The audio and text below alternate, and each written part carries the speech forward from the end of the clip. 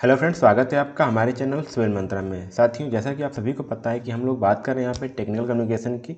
हमने unit 1, unit 2 और unit 3 की बात कर चुके हैं। आज हम बात करने वाले हैं यूनिट 4 की। जी हाँ साथियों, आपको सभी का वीडियो लिंक या फिर कहीं प्लेलिस्ट नीचे डिस्क्रिप्शन बॉक्स में मिल जाएगा।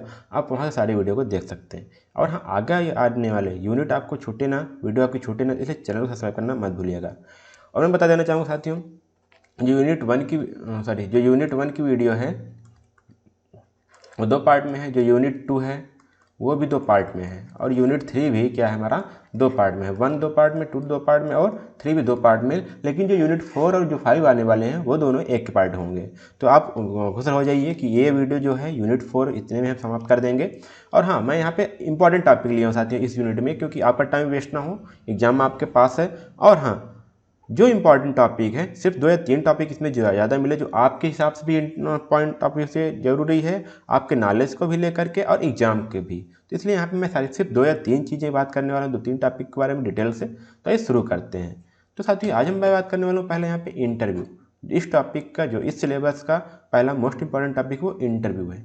आप सभी के साथियों को पता है कि आज कोई भी कंपनी, यहाँ पे कोई भी, यहाँ पे आप जॉब के लिए जाते हो, सबसे पहले हमारा इंटरव्यू प्रोसेस होता है। जो पहला यहाँ पे स्टेप होता है, पहले रिज्यूमे के बाद हमारा इंटरव्यू होता है जॉब्स के पहले। तो किसी प्राइवेट कंपनी में आप भी स्टूडेंट हैं, आप भी जाएंगे कहीं ना कहीं इंटरव्यू देंगे। तो पहला होता है हमारा क्या, इंटरव्यू।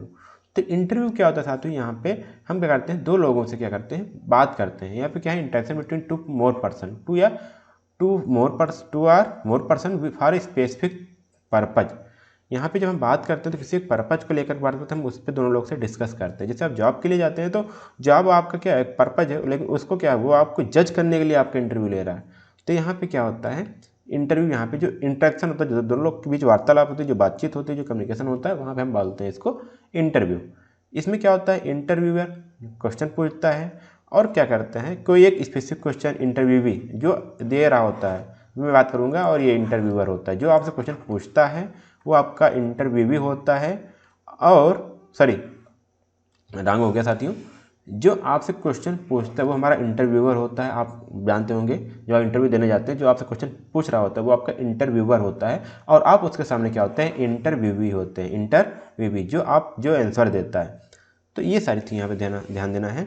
तो किसके लिए पूछा जाता है, मान लीजिए किसी से रिक्रूटमेंट के लिए हो, एडमिशन के लिए, प्रमोशन के लिए हो, तो उस इंटरेक्शन पर, उस बात दौरान इन सभी पोस्टों के लिए, इन सभी ज़रूरतों के लिए आपका इंटरव्यू लिया जाता है। तब आपसे बातचीत किया जाता है और इसी बातचीत को हम क्या बोल देते हैं, इंटरव्यू। क्योंकि यहाँ पे किसी स्पेसिफिक पर्पज के लिए और एक स्पेसिफिक टॉपिक और आपके स्किल को, आपकी सुटेबिलिटी को जांचने के लिए इंटरव्यू लिया जाता है। तो यहाँ पे इंटरव्यू एक आसान सा शब्द आपको समझ में आ गया होगा, ये कहाँ पे यूज किया जाता है। आइए चलते हैं, बात करते हैं ऑब्जेक्टिव ऑफ इंटरव्यूज क्या होता है। ऑब्जेक्टिव ऑफ इंटरव्यूज, तो यहाँ बोला गया कि सबसे पहले तो यहाँ पे क्या होता है कि to select person for specific task. ताकि अब क्या होता है, जब आपका इंटरव्यू लेते हैं, क्योंकि मैंने बताया एक स्पेसिफिक पर्पज के लिए लिया जाता है, तो आपके सारी जो स्किल्स हैं वो इंटरव्यूअर जो है वो आपको समझ लेता है। फिर आपको उसी हिसाब से आपको एक स्पेसिफिक टास्क आपको प्रोवाइड करवाता है। या फिर आप परफॉर्मेंस मॉनिटर किया जाता है। उस इंटरव्यू के दौरान आपके बारे में कुछ पूछा जाता है कि आपने पिछला टारगेट क्या था, आपने कैसे अचीव किया, आपका परफॉर्मेंस क्या था, आपके फीडबैक क्या थे, रिव्यू क्या थे, आपका एक्सपीरियंस क्या रहा है, वो सारी चीज़ें यहाँ पे पूछी जाती हैं। तो वहाँ भी एक इंटरव्यू हो जाता है। और या फिर आपके बारे में इन्फॉर्मेशन को चाहिए होगी, आपका पिछला एक्सपीरियंस जैसे बताया, आपका बैकग्राउंड क्या है, और सारी चीज़ें यहाँ पे तो इन्फॉर्मेशन कलेक्ट किया जाता है। या फिर कोई इन्फॉर्मेशन या फिर कोई जो जानकारी होती है वो एक्सचेंज किया जाता है। जैसे आप मान लीजिए 2 मैनेजर के बीच में अपना इंटरव्यू हो रहा है, मतलब वो बातचीत कर रहे हैं, तो वो भी क्या हो गया, वहाँ पे इन्फॉर्मेशन क्या हो रही है, एक्सचेंज हो रही है। कभी भी देखते हैं आप, सेलिब्रिटी का इंटरव्यू होता है, आप जानते हैं जब खिलाड़ी मैच जीते उनका भी इंटरव्यू लिया जाता है, तो वहाँ भी इंटरव्यू का ही पार्ट है वो। ऐसा मत सोचिए कि इंटरव्यू सिर्फ जॉब के लिए लिया जाता है, नहीं साथियों, वो भी इंटरव्यू का ही फॉर्म होता है एक। तो यहाँ पे एक काउंसिल करने के लिए आपसे कुछ क्वेश्चन पूछे जाते हैं, फिर उसके बाद आपको उसकी काउंसिल की जाती है। आपको फिर बेटर क्या है, आपके लिए प्रॉस क्या है, कॉन्स क्या है, किस कैरियर चूज करना है, सारी चीज़ें क्या आती है, वो भी इंटरव्यू आता है। तो उसको काउंसिल बोल देते हैं। काउंसिल के लिए भी यहाँ पे आपका इंटरव्यू लिया जाता है। तो इंटरव्यू एक उद्देश्य के रूप में देखा जाता है, वहाँ पे इंटरव्यू आपका अगर हो सकता है। तो आगे हम बात कर सकते हो, तो यहाँ पे कौन कौन से इंटरव्यू हैं, टाइप्स ऑफ इंटरव्यू क्या क्या हैं। आजकल हम एक ही 2 जानते हैं, लेकिन यहाँ पे अभी देखेंगे कई सारे इंटरव्यू के टाइप्स हैं। तो हम पहले यहाँ पे देखते हैं कौन सा इंटरव्यू देखेंगे। पहला एक स्ट्रक्चर्ड इंटरव्यू। इसमें क्या होता है साथियों, अब यहाँ पे क्या होता है, जो interview in which the pre decided question asked by the interviewer, it is also known as a pattern और गाइडेड इंटरव्यू। मतलब साथियों ये इसको हम पैटर्न और गाइडेड इंटरव्यू जानते हैं। आपको क्वेश्चन पहले से पता होगा कि हमको इस चीज़ का आंसर देना है, तब वहाँ पे जाकर के आप उसका आंसर देते हैं। अब कहोगे इससे क्या फ़ायदा है साथ सर, क्योंकि हमको तो क्वेश्चन हम खुद ही आंसर जान जाएंगे। तो वहाँ पे आपका जो आंसर आपकी कुछ पर्सनल इन्फॉर्मेशन होगी जो वहाँ पे सभी पर्सन के लिए अलग अलग होगी। अब आपका नाम मोहित है, दूसरे का नाम सोहित है, तो वो तो अलग हुआ ना, वो भी उसको इन्फॉर्मेशन मिल ही रहा है, वो तो आपका नाम पूछने वाले हैं। तो ये क्या स्ट्रक्चर्ड होगा, कुछ ऐसी जानकारियाँ होंगी जिस पर सभी का पॉइंट अलग अलग होगा, तो वो उनको पता चलेगी आपको उस पॉइंट के बारे में आपका क्या थाट्स है, क्या आइडियाज़ है। तो इस प्रकार से वहाँ पे क्वेश्चन जो प्री डिसाइडेड होती हैं तो आप उसको बोलते हैं स्ट्रक्चर्ड इंटरव्यू। अब यहाँ पे आती है बात अनस्ट्रक्चर्ड इंटरव्यू। तो यहाँ पे क्या होता है कि हम कोई फॉर्मल या रूल नहीं फॉलो, ना कोई फॉर्मल रूल ना कोई प्रोसीजर फॉलो करते हैं। यहाँ पे क्या होता है डिस्कशन कभी तक भी चल सकता है जब से आप, और क्या होता है कि क्वेश्चन कब होते हैं जब आपके इंटरव्यू के दौरान ऑटोमेटिक रेज हो जाते हैं। हमने कोई क्वेश्चन दिया, उसमें उनको कुछ लाइव लगा, वहाँ से क्वेश्चन रेज कर लिए आपने, फिर उसका क्वेश्चन दिया। इस प्रकार से वो कोई यहाँ पे प्रीडिसाइडेड क्वेश्चन नहीं होते, ना कोई फॉर्मल रूल होते हैं, ना कोई प्रोसीजर होता है कि मैं इसके बाद यही क्वेश्चन पूछा जाएगा या इसके बाद आपको ऐसे ही जवाब देना है, ऐसा कुछ नहीं है। अनस्ट्रक्चर्ड इंटरव्यू आता है यहाँ पे। अगला आता है साथी स्ट्रेस इंटरव्यू। ये हो सकता है आपके लिए थोड़ा सा नया हो। तो यहाँ पे क्या हो जाता है, the employer commonly use stress interview for those jobs which are more stress prone. क्योंकि यहाँ पे कुछ ज़्यादा डिफिकल्टी होती है, कुछ ज़्यादा यहाँ क्रिटिकल सिचुएशन होता है। वहाँ पे a number of hours rapid fire question are asked in this type. समझ सकते हैं, जहाँ पे आपको क्रिटिकल कंडीशन होती है, जहाँ पे आपको जल्दी डिसीजन लेना होता है, तो वहाँ पे ये सारे क्वेश्चन पूछे जाते हैं। कैसे, रैपिड फायर मतलब जल्दी जल्दी क्वेश्चन पूछे जाते हैं, और ऐसे क्वेश्चन नंबर ऑफ हार्स मतलब कई सारे क्वेश्चन हो सकते हैं। तो ये सारे ऐसे क्वेश्चन पूछे जाते हैं वहाँ पे। It seeks to know how the applicant will respond the pressure, मतलब कि आप प्रेशर में होकर के आप कैसे रिस्पॉन्ड करते हैं। आप एग्रेसिव तो नहीं है कि आप एग्रेसिव होकर जल्दी गलत डिसीजन ले लें।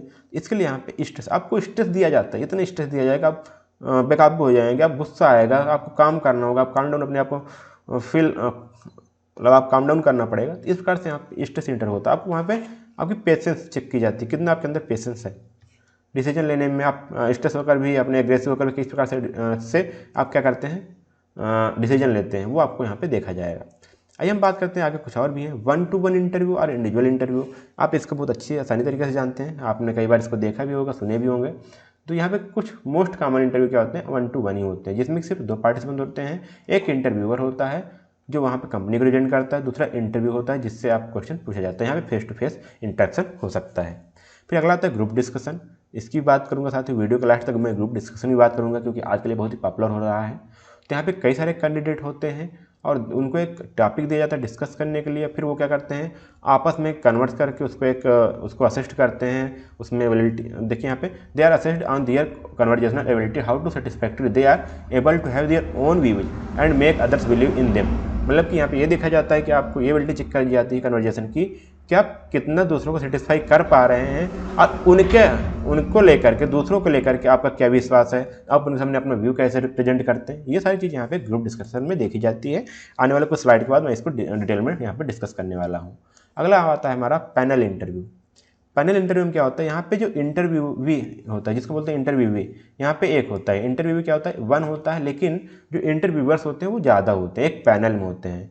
अब क्या होगा साथी, यहाँ पे 2 और मोर इंटरव्यू, 2 से ज़्यादा इंटरव्यू हो सकते हैं, लेकिन 15 तक लिमिटेड है, आप 15 से ज़्यादा नहीं हो सकते। अब आप सोचिए, आप अकेले हैं, 15 लोग हैं वहाँ पे, तो आप कैसे यहाँ पे रिस्पॉन्ड करेंगे। सभी क्वेश्चन अलग अलग हैं, और वहाँ पे क्या हुआ, all the member are different representative of the company. हो सकता है कंपनी के अलग अलग रिप्रेजेंटेटिव, कोई सेल्स मैनेजर हो, कोई फाइनेंशियल हो, कोई एग्जीक्यूटिव हो, कुछ अलग अलग डिफरेंट फील्ड के हो, कोई प्रोडक्ट मैनेजर है, और कोई कस्टमर सपोर्ट है। सारी चीज़ वहाँ पे देख करके आप सपोर्ट कर रहे हैं, आपसे क्वेश्चन उठाएंगे, अलग अलग डिपार्टमेंट को रिप्रेजेंट कर रहे हैं। तो इस प्रकार से वहाँ पे पैनल इंटरव्यू होता है। अब इसका देखेंगे, जब आप एक नाम सुनेंगे SSB इंटरव्यू, वहाँ पे सबसे लास्ट में क्या होता है, पैनल इंटरव्यू होता है। वहाँ पे कई सारे लोग रहते हैं, क्वेश्चन तो एक पूछता है, लेकिन वहाँ पे गेस करने वाले आपको कई सारे लोग होते हैं। तो ये हमारा पैनल इंटरव्यू होता है। आगे हम बात करते हैं साथियों, जो आजकल बहुत ही ज़्यादा लॉकडाउन के बाद पॉपुलर हुआ है, वो है हमारा टेलीफोनिक इंटरव्यू और वीडियो इंटरव्यू।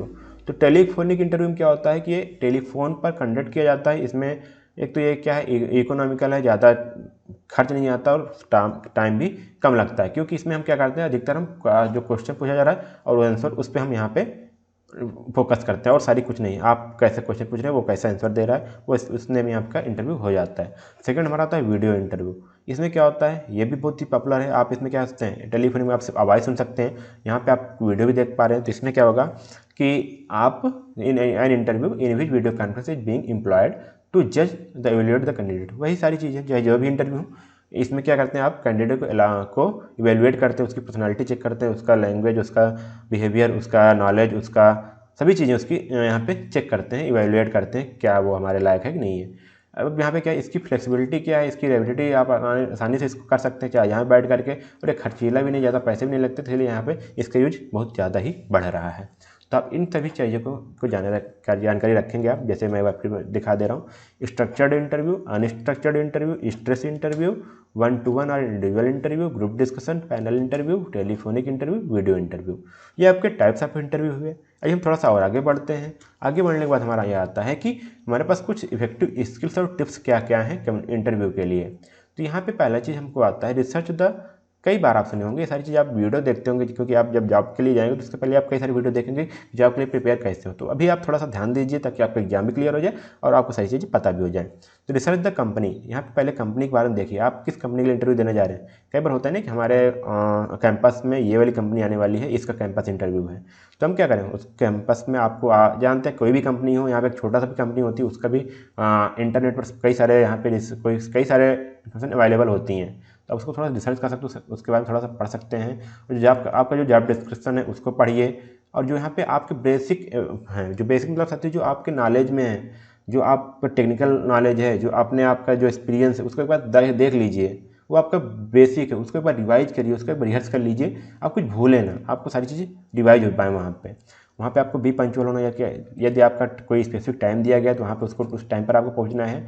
बी अटेंटिव वहाँ पे होइए, मतलब कि आपको ध्यान देना है। ऐसा नहीं क्वेश्चन इंटरव्यूअर कोई और क्वेश्चन पूछ रहा है, आप कहीं और देख रहे हैं, ऐसा कई बार होता है। आप आई कंटेक्ट बनाइएगा। अभी मैं आगे बात करूँगा क्या क्या आपको करने चाहिए, क्या नहीं करना चाहिए। और यहाँ पे आपको जो बोलना है वो क्लियरली बोलना है, ताकि इंटरव्यूअर तक आसानी से बात पहुँच जाए और स्पष्ट रूप से समझ पाए वो। कई बार मैं पिछले वीडियो में यही बताते आ रहा हूँ, सारी चीज़ें वही हैं। आपको जो लगता है, सामने वाले को मुझे कोई एफर्ट ना करना पड़े हमारी बातों को सुनने के लिए और समझने के लिए, वो हमारी सारी चीज़ें हमको ध्यान देनी है। Maintain a good body language, हमको जो बॉडी लैंग्वेज मेंटेन करनी है वो अच्छी होनी चाहिए।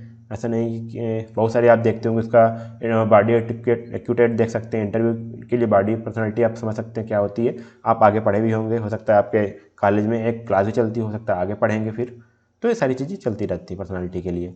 और मेक आई कांटेक्ट, यहाँ पर आई कांटेक्ट बनाए रखना है। और अपना ना तो इंटरव्यू का टाइम वेस्ट करना है, क्योंकि उनका भी टाइम इंपॉर्टेंट है, आपका भी टाइम इंपॉर्टेंट है। हो सकता है सबके लिए एक स्पेसिफिक टाइम दिया हो कि 5 मिनट में हमको इस कैंडिडेट का, हर एज कैंडिडेट के लिए हमको 5 मिनट इंटरव्यू करना है या 10 मिनट करना है, और आप टाइम जाते लेते जा रहे हैं, तो आपने किसी का उनका टाइम वेस्ट ही कर रहे हैं।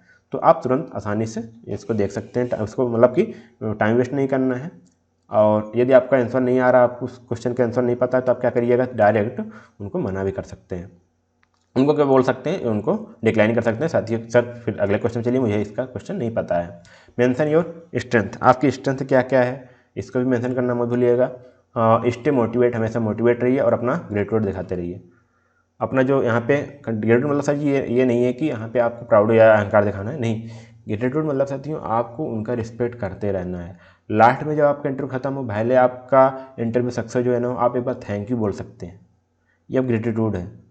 अब बीच में थैंक्स, प्लीज़, अपना थोड़ा सा इंटेंट बनाए रखिए और आसानी से इमोशन के साथ, या फिर कहें अपने कुछ वर्ड्स यूज कर सकते हैं। एक्सक्यूज मी जब भी आप क्वेश्चन पूछना हो, sorry sir I didn't catch this question, can you repeat.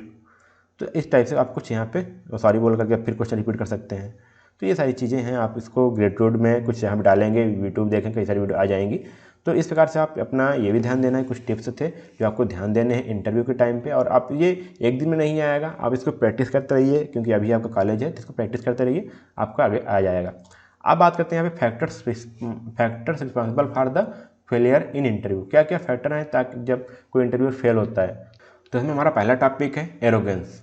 आपको अपनी ही बात पर अडिग नहीं रहना है, आप उनकी से भी थोड़ा फ्लेक्सिबिलिटी रखिए, आप उनकी बातों को भी सुनिए। ऐसा नहीं कि आप जो बोल दें वो सही हो। तो एरोगेंस होना अच्छी बात नहीं है। यदि आप एरोगेंस दिखा रहे हैं, वहाँ पे एरोगेंट हैं, टाइप के पर्सन है तो हो सकता है आप इंटरव्यू में फेल हो सकते हैं। यदि आपको सब पर्टिकुलर सब्जेक्ट में नॉलेज नहीं है, लाइक उसमें कमी है, आप उसको सही समझ नहीं पा रहे, उसमें आपका डीप नॉलेज नहीं है, तब भी आप इंटरव्यू में फेल हो सकते हैं। क्योंकि साथियों इसमें आप जानते हैं हर इंटरव्यू में एक टेक्निकल राउंड होता है, जहाँ पे आपकी सब्जेक्ट नॉलेज चेक की जाती है, आपकी टेक्निकल नॉलेज चेक हो सकती है। एपैथी, इसको बोलते हैं साथियों उदासीनता। मान लीजिए आप यहाँ पे not being interested in any topic, तो साथियों आपको कोई टॉपिक पूछा जाए, आप उसमें हाँ या ना कोई रिस्पॉन्स नहीं करें, तो आपका इंटरव्यू आपको फेलियर की ओर ले जाएगा। आपके अंदर कॉन्फिडेंस नहीं है, आपके जो बोल रहे हैं, जो आप वहाँ पे प्रेजेंट करें, उसमें कोई क्लियरिटी नहीं है, उनमें आप कोई ऐसे वर्ड नहीं यूज कर रहे हैं जो आपके डाटा फैक्ट को प्रेजेंट करें, और आपके अंदर यदि लीडरशिप की स्किल नहीं रहेगी, तभी आप इंटरव्यू में फेल हो सकते हैं। ये सारी चीज़ें साथियों आपके पास बहुत टाइम है, आप धीरे धीरे इसको इंप्रूव कर सकते हैं, और साथ साथ इसको एक बार रीड करिएगा ताकि आप एग्जाम में भी अच्छा कर पाएँ। और साथियों इसके बारे में और आगे बात करते हैं, प्रिपेयरिंग फॉर द इंटरव्यू। क्योंकि साथियों आप पहले जान पाए कि हमारा कारण क्या है, किस प्रकार से हम इसमें रिजेक्ट हो सकते हैं, तो आप वही सारी चीज़ें यहाँ पे इंटरव्यू के लिए प्रिपेयर हो सकते हैं। जैसे मैंने पहले बोला, पहले बताया था, टिप्स में बताया था, यहाँ भी बताऊँगा। ब्रश योर सब्जेक्ट नॉलेज, जो आपके बेसिक्स हैं उनको याद जरूर करिएगा, उनको एक बार रिवाइज करके जाइए। बेसिक्स नॉलेज, जो टेक्निकल नॉलेज है, जो आपके सब्जेक्ट पढ़े हुए हैं, सारी चीज़ एक बार रिवाइज कर लीजिएगा। ऊपर डीपली ना जा पाइए, थोड़ा सा नॉर्मल एक बार रिवाइज कर लीजिएगा, ताकि कुछ भी हो जाए तो आप टॉपिक से थोड़ा सा टॉपिक को ध्यान में रखते हुए बता पाएँ। ऐसा नहीं कि टॉपिक कोई और था, क्वेश्चन किसी और टॉपिक से था, आप कुछ और को टॉपिक बता रहे हैं, तो आपको थोड़ा सा वो रिमाइंड हो जाएगा। और यहाँ बात करते हैं know the organisation and the job description. कौन से ऑर्गेनाइजेशन आपके इंटरव्यू के लिए आ रही है, उसका जॉब डिस्क्रिप्शन क्या है, उसको थोड़ा सा जानकारी रखिए। उसे आप अपने CV को प्रिपेयर करिएगा। प्रिपेयर और सुटेबल CV, मतलब कि जॉब डिस्क्रिप्शन के हिसाब से अपनी CV तैयार करिएगा। कभी जब CV कैसे तैयार किया, रिज्यूमे वाला आपको सेशन बता चुका हूँ, उसको आप ध्यान दीजिएगा, उसको आपको ध्यान में रखना है। Throw the knowledge on the claims made, जो यदि आपके बीच कोई क्लेम किया गया है, तो उस वहाँ पे ऐसा करिए कि ऐसा नॉलेज रखिए, या फिर वहाँ पे कुछ मतलब फैक्ट रखते हुए यहाँ पे अपने पॉइंट को रखिए, ताकि आप इंटरव्यू में पास हो पाएँ। और यहाँ पे बोला गया know your self, that is proper self introduction, strength, weakness and career objective. आपका करियर ऑब्जेक्टिव क्या है, आप जिस जॉब के लिए जा रहे हैं उसमें आप क्या करना चाहते हैं, आप किस लिए अप्लाई कर रहे हैं, आपका मेन मोटिव क्या है, आपका सेल्फ इंट्रोडक्शन क्या है, प्रॉपर सेल्फ इंट्रोडक्शन, आपकी स्ट्रेंथ और वीकनेस के साथ साथ। तो ये सारी चीज़ें आपको बतानी है। और यहाँ पे आप प्रॉपर ड्रेसिंग ध्यान रखिएगा, क्योंकि आप इंटरव्यू के लिए जा रहे हैं, तो आपकी ड्रेसिंग बहुत ही इंपॉर्टेंट होती है। और यहाँ पे बोला गया anticipate possible question of HR and technical round and prepare answer accordingly. मतलब साथियों आपको कुछ गेस हो सकता है ना कि HR क्या क्या क्वेश्चन पूछ सकता है, तो उसको पहले से अपने हिसाब से तैयार रख लीजिए। क्या क्या क्वेश्चन हो सकते हैं, आपको यूट्यूब पे, नेट पे कई सारे क्वेश्चन मिल जाते हैं कि हर HR या फिर हर कंपनी पूछती है आपको जज करने के लिए। तो आप उन क्वेश्चन को पहले से तैयार रखिए, और उसको उस हिसाब से आंसर दे पाएँ, ताकि और अपने कॉन्फिडेंट हो पाएँ। तो सारी चीज़ें आप देख सकते हैं, ध्यान कर सकते हैं इंटरव्यू को प्रिपेयरिंग के समय। अब बात आते साथियों, जैसे मैंने बात किया था ग्रुप डिस्कशन, में बात कर चुका क्या होता है। अब हम बात करते हैं क्यों किया जाता है, क्या महत्वपूर्ण है। तो क्योंकि अभी तक क्या था, इंटरव्यू में हो सकता है आप इंडिविजुअल थे, अब ग्रुप डिस्कशन जब टास्क होता है तो वहाँ पे कई सारे लोग होते हैं। तो थोड़ा सा बात किया था, अब यहाँ पे डिटेल में बात करूँगा। तो यहाँ पे क्या हो सकता है, इनहेंस योर नॉलेज, आपको नॉलेज को इनहेंस करने के लिए ग्रुप डिस्कशन जरूरी हो सकता है। या फिर स्टिमुलेट योर क्रिटिकल थिंकिंग, आप बुरे से बुरे समय में फिर आपकी क्रिटिकल थिंकिंग क्या है, आपकी माइंड कैसा एक्ट कर रहा है, उसको जानकारी ले सकते हैं। आपका क्या मैसेज दे सकते हैं भारी कंडीशन में भी, मतलब कि बुरे से बुरे कंडीशन में आपका जो रिएक्शन होता है, जो आपका एक्शन है वो कैसा है। Discussion generates good question. अब यहाँ पे क्या होता है, डिस्कशन जो होते हैं, जब डिस्कस करते हैं तो आप वहाँ पे कई कई अच्छे अच्छे क्वेश्चन उठते हैं। तो आपका क्या क्वेश्चन उठता है, आप किस प्रकार से क्वेश्चन को उत्तर देते हैं, वो भी आपको वहाँ पे आपका इंपॉर्टेंस हो जाता है। इम्प्रूव योर लिसनिंग स्किल, आप दूसरों की बात को कितना सुन रहे हैं और अपनी बात को कैसे रख रहे हैं, वो वहाँ पे आपका लिसनिंग स्किल इंप्रूव करने के लिए हो जाता है। और जब आप ग्रुप डिस्कशन में बात करते हैं तो आपकी जो कॉन्फिडेंस लेवल है वो इंक्रीज होती है, क्योंकि वहाँ पे आप अपनी बात किस प्रकार से रख रहे हैं, क्योंकि कई सारे लोगों को एग्री करवाना है इस पर। तो वहाँ पे आपका कॉन्फिडेंस दिखना जरूरी होता है। धीरे धीरे आपके अंदर कॉन्फिडेंस आता है, अच्छा आज मैंने ये बात रखा तो ये इनको ये अच्छी लगी, और ये मेरा बात सही थी, ये मैंने जो डाटा रखा, जो फैक्ट किया वो सही था। तो यहाँ पे आपका क्या होगा, आपकी कॉन्फिडेंस इंक्रीज होगी।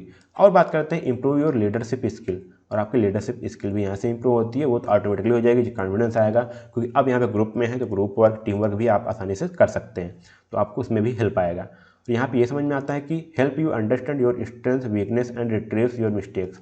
यहाँ पे ये समझ में आता है कि आपकी स्ट्रेंथ क्या है, वीकनेस क्या है, और अपनी मिस्टेक को किस प्रकार से प्रयास करें उसको दूर करने की। इफेक्टिव कम्युनिकेशन क्या है, आप किस प्रकार से कम्युनिकेट कर पा रहे हैं, वो सारी चीज़ें आप यहाँ पे ग्रुप डिस्कशन में आपको यहाँ पे इंपॉर्टेंस दी जाती है। इसके द्वारा आपके लिए इसीलिए आपका ग्रुप डिस्कशन भी लिया जाता है, एक टास्क दे दिया जाता है, एक राउंड रख दिया जाता है ग्रुप डिस्कशन का।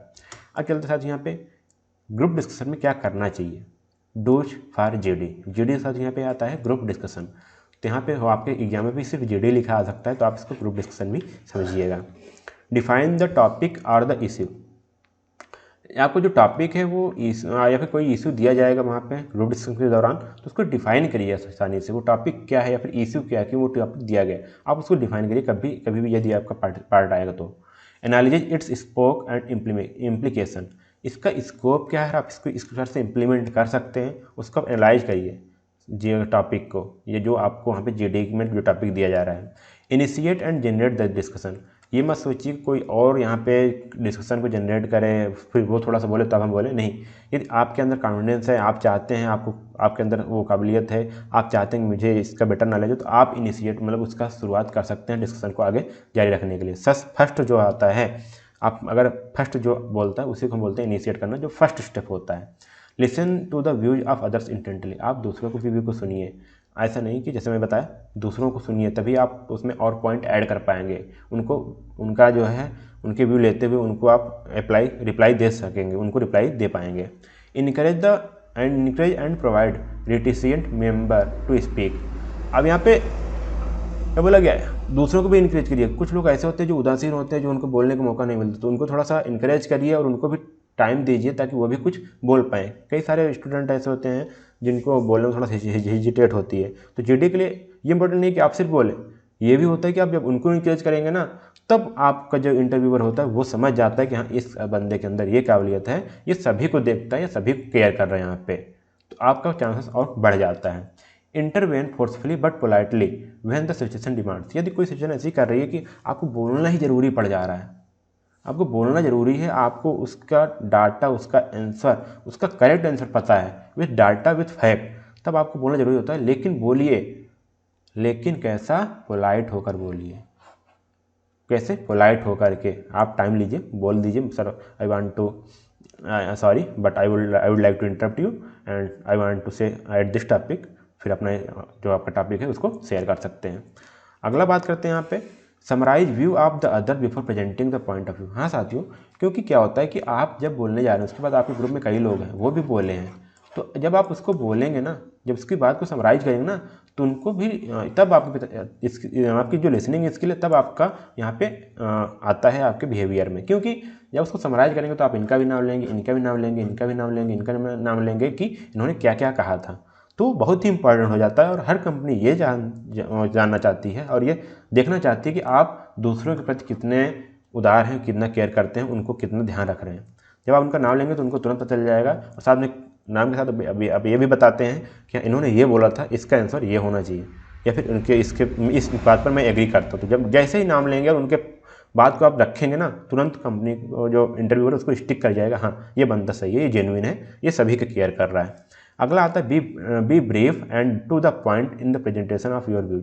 हाँ, आपको क्या करना है, छोटे से और पॉइंट को ही बताना है। ऐसा नहीं कि आप एक स्टोरी क्रिएट करते वहाँ पे जा रहे हैं तो वहाँ पे ब्रीफ, वहाँ पे आप पॉइंट तो रख रहे हैं, ब्रीफ तो है तो आप मान लीजिए छोटा पॉइंट है, लेकिन पॉइंट वाइज आप प्रेजेंट नहीं कर रहे अपने व्यूज को। तो यहाँ पे ध्यान देना है, ये चीज़ें आपको ये करनी है, आपको पॉइंट टू पॉइंट प्रेजेंटेशन देना है।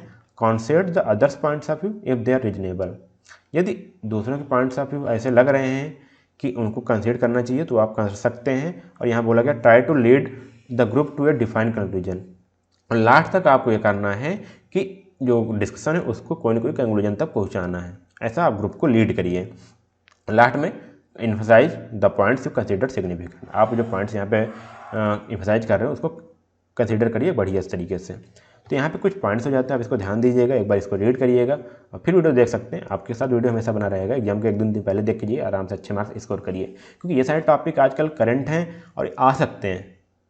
आजकल ये पूरा बहुत ही इंपॉर्टेंट टॉपिक चल रहे हैं, सर जीडी होता है, इंटरव्यू होता है, हर जगह चल रहा है, तो ये एग्जाम में आ सकता है। क्योंकि आपको स्किल भी साथ साथ आपका मार्क्स स्कोर नहीं होता, आपकी स्किल भी यहाँ पे देख ली जाती है। और जब भी आप स्किल लिखेंगे तो कहीं ना कहीं आपकी ये सारी स्किल ऑटोमेटिकली आप इंटरव्यू के दौरान इसको ये आपके लाइफ में आ जाएंगी, बिहेवियर में आ जाएंगी।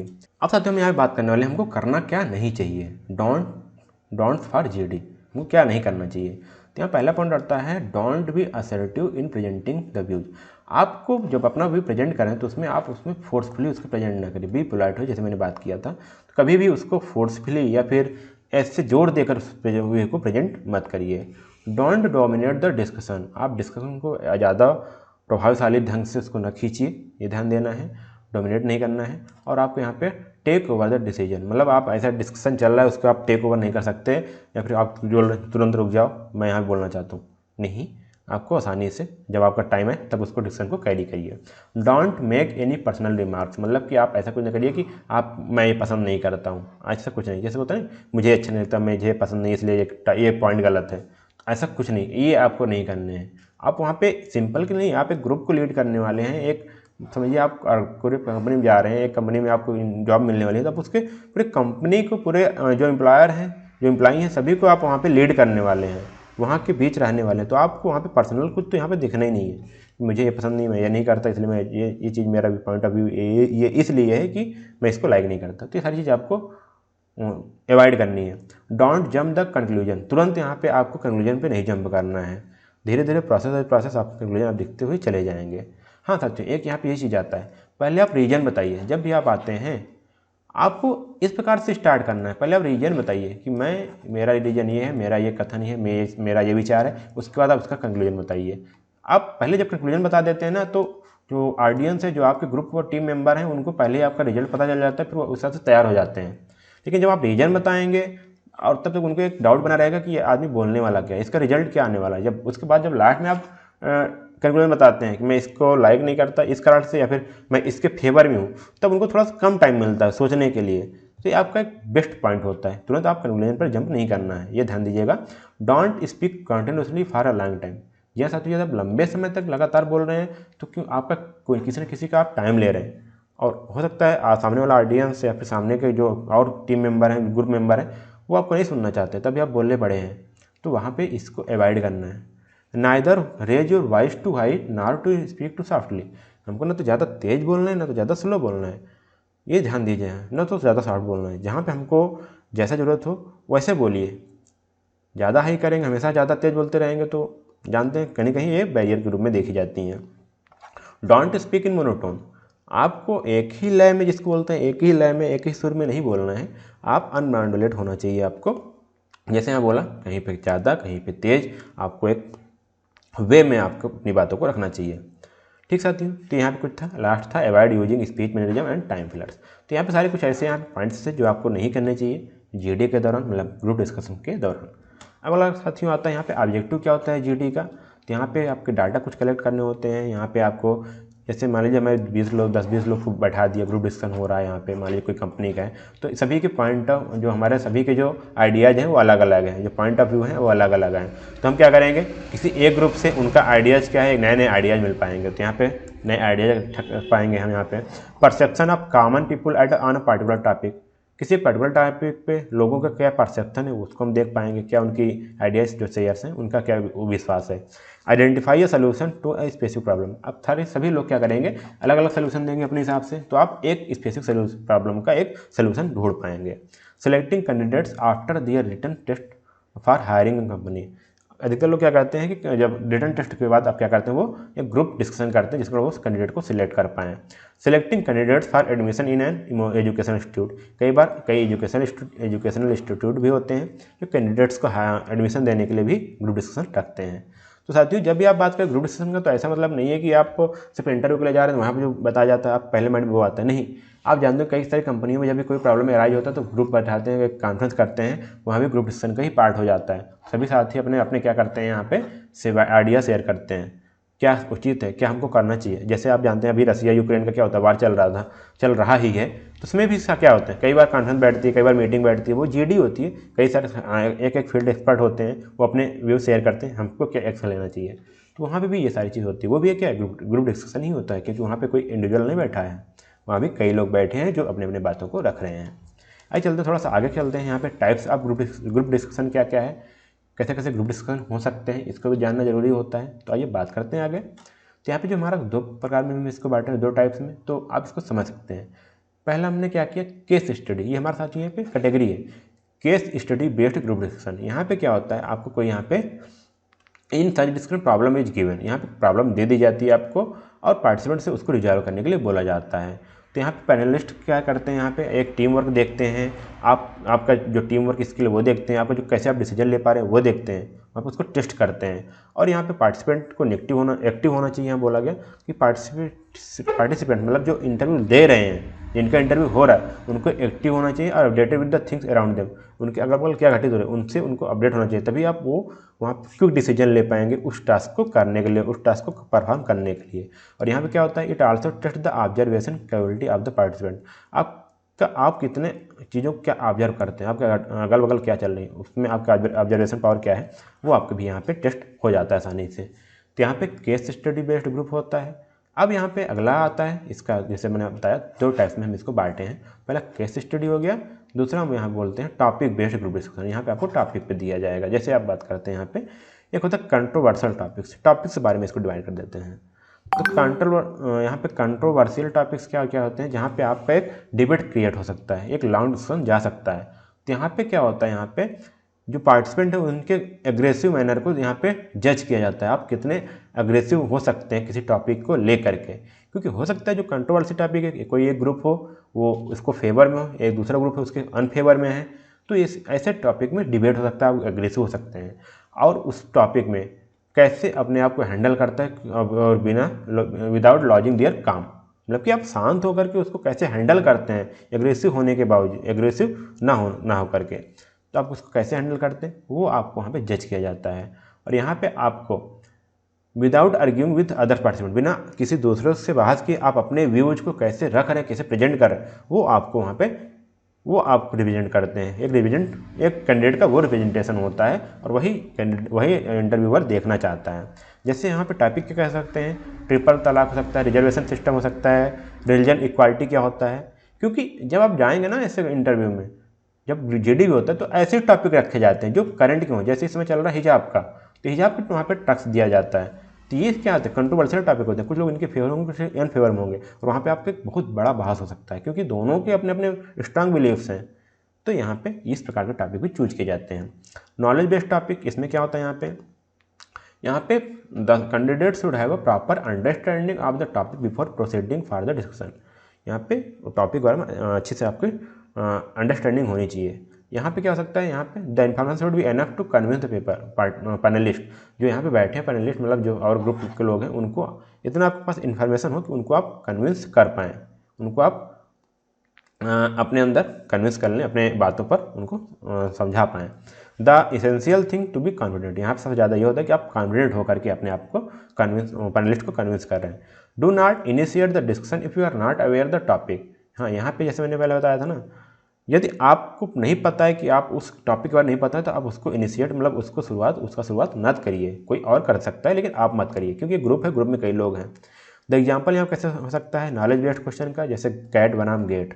तो यहाँ पे कौन सा ज़्यादा इंपॉर्टेंट है, कैट इंपॉर्टेंट है, गेट इंपॉर्टेंट है, इन दोनों में क्या डिफरेंस है, सारी चीज़ें यहाँ पे हो सकता है। जैसे गवर्नमेंट जॉब बनाम प्राइवेट जॉब, आजकल ये बहुत ही क्रिटिकल टॉपिक है और बहुत ही पॉपुलर है, हर कहीं कोई ना कोई यहाँ पे रख दिया जाता है, गवर्नमेंट जॉब्स बनाम वर्सेज प्राइवेट जॉब्स।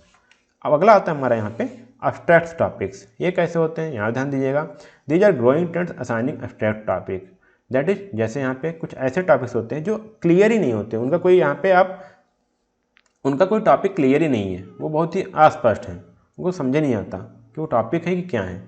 तो यहाँ पे आपको क्या होना पड़ेगा, इसमें क्या होता है, आपकी क्रिएटिविटी और थिंकिंग देखी जाती है कैंडिडेट की, कैसे यहाँ पे, और यहाँ पे आपकी कम्युनिकेशन स्किल भी यहाँ पे चेक की जाती है। जैसे आप यहाँ पे एक टॉपिक आ गया जीरो। अब जीरो है साथियों, आप इसमें क्या बोलेंगे, आप कितने पॉजिटिव हैं, आपकी कम्युनिकेशन क्या है, आपकी क्रिएटिविटी क्या है, आप जीरो को दिखाने के लिए कितना क्रिएटिव हो सकते हैं, किस प्रकार से जीरो को आप डिफाइन कर सकते हैं, ये सारी चीज़ आपकी थिंकिंग आएगी। और जैसे आता है 1 and 1 मेक 11, ये अब कैसे होता है, 1 और 1 11 होते हैं, ये कैसे आप कितने क्रिएटिव हैं, अब इसको कैसे प्रेजेंट कर पाएंगे। इस प्रकार से यहाँ पे टॉपिक बेस्ड ग्रुप डिस्कशन होते हैं। और आगे चलते साथ यहाँ पे अगला आता है हमारा आर्गुमेंटेशन स्किल। आप जानते होंगे आर्गुमेंट करना, नहीं जानते होंगे तब भी आप देखते होंगे आजकल डिबेट बहुत चलती है। क्या करते हैं, कहते हैं आज बहस होगी, आज इस टॉपिक पर बहस होगी, बहस आर्गुमेंट को ही बहस बोलते हैं। डिस्कस अलग होता है, आर्गूमेंट अलग होता है। जब डिस्कस करते हैं हम साथियों, तो यहाँ पे देखिए जैसे मैंने ग्रुप डिस्कशन बात हुई, डिस्कशन में हम क्या होता है, किसी एक पर्टिकुलर टॉपिक पर एक रिजल्ट तक जब पहुँचते हैं, लोगों से बात करते हैं। लेकिन जब हम आर्गूमेंट में जाते हैं तो यहाँ पे आपको पूरा लॉन्ग टाइम चला जाएगा, लेकिन आपको कोई यहाँ पे रिजल्ट नहीं देखने को मिलेगा, रिजल्ट आपको देखने को नहीं मिलेगा। तब इसका क्या फ़ायदा है आर्गूमेंट का, तो आइए हम उसको बात करते हैं। तो यहाँ पे क्या होता है, argument is process to forming reason, justifying belief and driving conclusion with the aim of influencing the thoughts and और द एक्शन ऑफ अदर्स। हम यहाँ पे क्या करेंगे, आर्गूमेंट भी जरूरी होता है। यहाँ पे हम क्या करते हैं, बिलीफ को जस्टिफाई करते हैं, एक रीजन को जो है रीजन को फार्म करते हैं क्यों यहाँ पे ज़रूरी होता है, और दूसरों के एक्शन को देखते हुए कंक्लूड करते हैं, कंक्लूड करने की कोशिश भी करते हैं। This is the thought process use to develop and present arguments. एक थॉट प्रोसेस है जो आर्गूमेंट्स को डेवलप करने और प्रेजेंट करने में एक देखी जाती है। It closely related to critical thinking and reasoning. अब यहाँ पे एक इंपॉर्टेंट बात आ जाती है कि ये क्रिटिकल थिंकिंग और रीजनिंग पर बेस्ड है। अब यहाँ पे जैसे आप जानते हैं रीजनिंग क्वेश्चन सॉल्व करते हैं, वर्बल नॉन वर्बल सारी क्वेश्चन आती हैं, इस वजह से आप वहाँ भी कैसे अपने आप को प्रेजेंट कर पा रहे हैं, कैसे आपके थॉट्स हैं, कैसे उसको मॉडिफाई कर पा रहे हैं, उसको जो यहाँ पे डिबेट चल रही है वो आपको यहाँ पे स्किल्स आपको देखने को मिल जाएंगी। और यहाँ पे की कॉन्सेप्ट क्या है, कैसे हम ऑडियंस को कन्विंस करें आर्गूमेंट करके। मेन चीज़ यहाँ पे ये है, how to convince the audience. Argument में यदि आप अच्छे हैं तो आपका जो कन्विंस करने की क्षमता है बहुत ही ज़्यादा, बहुत ही बेटर होगी, क्योंकि आर्गूमेंट में आपको कोई रिजल्ट मिलता नहीं है और लास्ट में वो क्या होगा, जो एक कोई ना कोई तो शांत होगा ही, तो आप वहाँ पे उनको कन्विंस कर पाएंगे। यहाँ पे दो लोग थे, यहाँ पे कोहान एंड क्रोवेल, इन्होंने कुछ यहाँ पे स्टैंडर्ड किए हैं या फिर कुछ यहाँ पे आपको टिप्स दिए हैं कि हमको नहीं करना चाहिए या क्या करना चाहिए। Using evidence to support thought process. आपको जो थॉट प्रोसेस है उसमें क्या करिए, एविडेंस यूज करिए, कुछ साक्ष्य यूज करिए ताकि आपको वो सपोर्ट कर पाएँ और लोग इसको मान पाएँ, उसको वो एक्सेप्ट कर पाएँ। Figuring out the pros and cons of the different position और एन इश्यू। यदि आप कोई इश्यू दी गई, उस पर आपका आर्गूमेंट चल रहा है, तो उसके प्रॉस क्या हैं, उसके कॉन्स क्या हैं, दोनों को ध्यान रखिए, दोनों को फिगर आउट करिए, दोनों पोजीशन के, तो आप यहाँ पे बेटर हो पाएंगे अपने आर्गूमेंट में। Weighing those positive and negative to reach conclusion. आप यहाँ पे कंक्लूजन के पॉजिटिव्स और निगेटिव को दोनों को ध्यान में रखिए, तब आप एक आर्गूमेंट को अच्छे से बेटर कर पाएंगे। जब कुछ स्किल्स थी, ये थोड़ा सा टॉपिक था छोटा सा। अगला हमारा टॉपिक आता है क्रिटिकल थिंकिंग। अब ये क्या होता है साथियों, मैं कई बार बात किया हूँ क्रिटिकल थिंकिंग क्या होती है, तो ये थोड़ा सा इसको पढ़ लेते हैं। Critical thinking is the ability to think clearly and rationally about what to do और what to believe and understanding the logical connection between the ideas. यहाँ पर क्या बोला गया, व्हाट टू डू हमको क्या करना है, व्हाट टू बिलीव हमको किस पर विश्वास करना चाहिए, क्या विश्वास है, और यहाँ पे जो हमारा understanding of the logical connection, हमारा लॉजिकल कनेक्शन क्या है, हम किस प्रकार से किसी क्वेश्चन को, किसी प्रॉब्लम को देखते हैं, प्रॉब्लम को कैसे हम उसको जस्टिफाई करते हैं, हमारा आइडियाज और प्रॉब्लम को लेकर के। तो उनके बीच में जो यहाँ पे एबिलिटी है, जो आप सोचने की क्षमता है, किस प्रकार से आप सोचते हैं, वो हमारा क्या होती है, क्रिटिकल थिंकिंग होती है। Critical thinking refers to the ability to analyse information objective and make reason judgement. आप किसी प्रॉब्लम को या फिर किसी ऑब्जेक्ट को, किसी इन्फॉर्मेशन को कैसे एनालाइज करते हैं और उसको कैसे एक रीजनेबल जजमेंट देते हैं। ऐसा नहीं कि आप जो भी माना जजमेंट दे दिए, नहीं, उसको रीजन के रूप में, रीजन को देखते हुए, क्योंकि जब क्रिटिकल थिंकिंग की बात आती है तो कहीं ना कहीं यदि आप डाउन जाएंगे तो अपर जाएंगे। यदि आपका डिसीजन सही हुआ तो आपकी कंपनी की ग्रोथ भी हो सकती है, यदि आपका डिसीजन गलत हुआ तो आपकी यहाँ पे आपकी कंपनी फॉल भी कर सकती है। तो इसलिए वहाँ पर क्रिटिकल थिंकिंग यूज होती है, क्योंकि आपके सामने मान लीजिए 10 लोग बैठे हैं, आपको सिर्फ आप ही एक मेन लीडर हैं, आपको ऐसा थिंकिंग लेनी है, ऐसा आपको निर्णय लेना है कि वो बहुत ही बड़ा टास्क है, वो भी आपकी कंपनी को ऊपर या नीचे ले जा सकती है, आपका एक डिसीजन। तो आपको उसको एनालाइज करते हुए आपको ये डिसीजन लेना होता है। तो वहाँ पे आप क्रिटिकल थिंकिंग बहुत ही इंपॉर्टेंट फैक्टर डिपेंड करता है। Critical thinking involves the evaluation of sources such as data, facts, observable phenomena and research finding. अब यहाँ पे जब क्रिटिकल थिंकिंग क्या था, आपका इवैल्यूएशन ऑफ सोर्सेस सच है, आप किस प्रकार से उसको सोर्स को इवैल्यूएट कर रहे हैं, मतलब कि आप उस जो आपके पास प्रॉब्लम आई है उसको जो आप रिजल्ट की ओर जा रहे हैं, उसका जो आप सोल्यूशन देख रहे हैं, उसको किस प्रकार से इवैल्यूएट कर रहे हैं। इस पर आप क्या क्या डिपेंड कर सकता है, आपके पास डाटा क्या है, फैक्ट्स क्या हैं, क्योंकि आप किसी अपने हिसाब से कर नहीं सकते, आपको डाटा देखना पड़ेगा। अच्छा, इस कंपनी ने ये चीज़ किया तो इसलिए इसका ग्रोथ हुआ, इसने ये नहीं किया तो इसलिए इसकी फॉल हो गई। अच्छा, नोकिया ने एंड्रॉयड नहीं अपनाया था इसलिए वो विंडोज पे अटका रहा, इसलिए उसकी वो पीछे आ गया था। सारी चीज़ें हैं ना, तो चेंज नहीं हो पाया, सारी चीज़ें उसको आपको देखना है। और रिसर्च क्या आ रही है, रिसर्च क्या, इस पर रिसर्च क्या हुई है, उसके साथ आप यहाँ पे आपको वो पे डिपेंड करती है। आप ऐसा नहीं कि आप वहाँ तो पढ़ने लग जाओगे, नहीं, आप उसको पहले नॉलेज रहेगा, तो जितना भी आपके पास नॉलेज रहेगा आप वो क्रिटिकल थिंकिंग में यूज कर पाएंगे किसी एक का डिसीजन लेने पर। तो अब यहाँ पे आता है क्या क्या क्रिटिकल थिंकिंग में स्टेप्स क्या क्या होते हैं। तो पहले हम क्या करते हैं, प्रॉब्लम या क्वेश्चन को क्या करते हैं, आइडेंटिफाई करते हैं। फिर उसके बाद हम यहाँ पे क्या करते हैं, कुछ यहाँ पे ओपिनियंस, जो आर्ग्यूमेंट्स या फिर जो डाटा है उसको इकट्ठा करते हैं ताकि हम उसको अच्छे से प्रेजेंट कर पाएँ। फिर उस डाटा को एनालाइज या इवेलुएट करते हैं। पहले गैदर किए, मतलब इकट्ठा किए, फिर उसको हमने पढ़ा, फिर उसको इवेलुएट किया।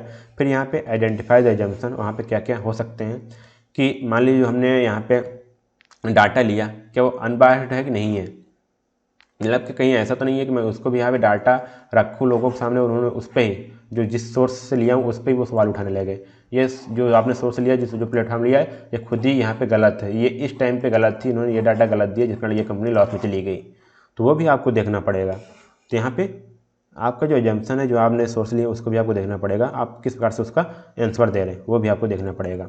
इस्टेब्लिश सिग्निफिकेंस, आपको उसको लेकर के जो आपको इंपॉर्टेंस है, जो आपने इन्फॉर्मेशन दिया उसका इंपॉर्टेंस क्या है, क्या आपने जो इन्फॉर्मेशन दिया, जो लिखा है वो ना सफिशियंट है नहीं सफिशियंट है, क्या आपके उसके लिए और डाटा और फैक्ट आपको दिखाने पड़ेंगे, जो आपने are all opinion or arguments even irrelevant to the problem are you trying to solve, क्या आपके पास जो ओपिनियंस हैं, जो आर्गूमेंट्स आपने किए हैं, क्या उस प्रॉब्लम को सॉल्व करने के लिए इनफ है कि नहीं है, या फिर और आपको रिलेवेंट भी होने चाहिए, उससे जुड़े होने चाहिए। पता लगा आपको आपका डाटा है, आपका ओपिनियन किसी और प्रॉब्लम का है, आप कोई और प्रॉब्लम सॉल्व कर रहे हैं उसकी सहायता से, तो आपको ये भी देखना है। Make a decision and reach a conclusion, और लास्ट तक आपको एक डिसीजन और कंक्लूजन तक आपको पहुंचना है। तो ये सारी चीज़ें आपके कुछ स्टेप्स हैं, तो इन स्टेप को देखते हुए आपको यहाँ पे किसी प्रॉब्लम को सॉल्व करने हैं, और ये हमारी होती है क्रिटिकल थिंकिंग। थोड़ा ध्यान दीजिएगा, पहले हम क्या करेंगे, जो प्रॉब्लम है उसको आइडेंटिफाई करेंगे, फिर उस पर जो डाटा जो है, ओपिनियंस है, आर्गूमेंट्स है, उसको हम इकट्ठा करेंगे, फिर उसका जो डाटा हमने किया उसको इवेलुएट करेंगे, फिर उसके बाद एक एजम्पशन करेंगे, फिर अपने मतलब जो सोर्स है उसको भी देखेंगे, फिर अपने आप को क्या करेंगे, जो डाटा हमने जो निर्णय लेने वाले हैं उसको हम थोड़ा सा एक बार एनालाइज करेंगे, उसका सिग्निफिकेंस देखेंगे, फिर उसके बाद हम डिसीजन लेंगे। तो कुछ स्टेप्स थे साथियों, तो इसको हमको ध्यान देने हैं, आपको एग्जाम में इसको राइट डाउन कर सकते हैं। और साथियों यदि आप अभी तक चैनल को सब्सक्राइब नहीं किए हो तो चैनल को सब्सक्राइब कर लीजिएगा साथियों, मैं बार बार करता हूँ ताकि आपको सभी वीडियो मिल जाएँ। अब बात करते हैं साथियों बेसिक क्रिटिकल थिंकिंग स्किल्स। कुछ स्किल्स भी होती हैं बेसिक जो होती हैं, आपको ध्यान देनी है, आप इसको बिहेवियर में लाते लाते, अपने डेली लाइफ में लाते लाते अपनी क्रिटिकल थिंकिंग को एक स्ट्रांग बना सकते हैं। और आपकी जो जब अब इसी स्ट्रांग हो जाएगा ना साथियों, तो आपका डिसीजन पावर क्या होता है, डिसीजन मेकिंग पावर है वो बहुत ही स्ट्रांग हो जाएगी, आप किसी भी चीज़ को डिसीजन ले पाएंगे अपने बल पर। तो यहाँ पहले हमको क्या करना है, एनालिसिस करना है। ये क्या होता है, एक स्किल क्या है, एनालिसिस करना, कि यहाँ पे जो इन्फॉर्मेशन प्रोसेस है, जो नॉलेज है, या क्या है, इन्फॉर्मेशन और नॉलेज को कलेक्ट करना और उसका प्रोसेस करना, क्या है उसका यहाँ पे एबिलिटी होती है, उसको बोलते हैं एनालिसिस करना। इंटरप्रिटेशन क्या है, आप किस प्रकार से आपके जो इन्फॉर्मेशन है वो किस प्रकार से उसका कंक्लूजन क्या है, वो उसका मीनिंग क्या हो रहा है यहाँ पे, उसको इंटरप्रेट करना, उसका इंटरफेरेंस करना, क्या वो हमारा जो नॉलेज है वो रिलायबल है, वो सफिशिएंट है नहीं सफिशिएंट है, उसका इवैल्यूएशन करना कि क्या यहाँ पे अवेलेबल है। जैसे यहाँ बोला गया the ability to make decision based on the available information, जो इन्फॉर्मेशन पहले से अवेलेबल है उससे एक डिसीजन लेने की क्षमता क्या है आपकी, उसको बोलते हैं इवेल्युएट करना। फिर उसको एक्सप्लेन करना यहाँ पे, फिर सेल्फ रेगुलेशन, ओपन माइंडनेस और प्रॉब्लम सॉल्विंग, ये सारे कुछ स्किल्स आते हैं। आप इसके बारे में बहुत ज़्यादा जानते हैं, आप इसको एक बार रीड कर लीजिएगा यहीं से, तो आपको इसके बारे में थोड़ा सा और जानकारी मिल जाएगी। तो साथियों ये था हमारा 4th यूनिट, जहाँ पे आज मैं ख़त्म कर दिया। हो सकता है थोड़ा सा वीडियो लंबा गया होगा, आप हमारे साथ बने रहे अभी तक, आपके लिए बहुत बहुत धन्यवाद साथियों। अब यदि आपका काम आता है, यदि आप इस वीडियो को शेयर नहीं किए अपने दोस्तों तक, तो अभी शेयर कर दीजिए अपने कॉलेज के ग्रुप में, अपने स्कूल के ग्रुप में, जो भी आपका ग्रुप हो, जो आपका स्टूडेंट ग्रुप हो, उसमें शेयर करिए ताकि सभी बच्चों को हेल्प मिल सके साथियों, और हमारा भी सपोर्ट हो पाए। चैनल को सब्सक्राइब करना मत भूलिएगा साथियों। यदि आपको वीडियो अच्छा लगा हो तो कमेंट कर दीजिए, यदि आपके पास कोई क्वेरी हो साथियों तो कमेंट करके हमको बताना मत भूलिएगा, ताकि हम आगे उसको भी सॉल्व कर पाएँ। यदि कोई प्रॉब्लम हो तो उसको मैं सॉल्व करने की कोशिश करूँगा। तो साथियों वीडियो को देखने के लिए बहुत बहुत धन्यवाद। जय हिंद।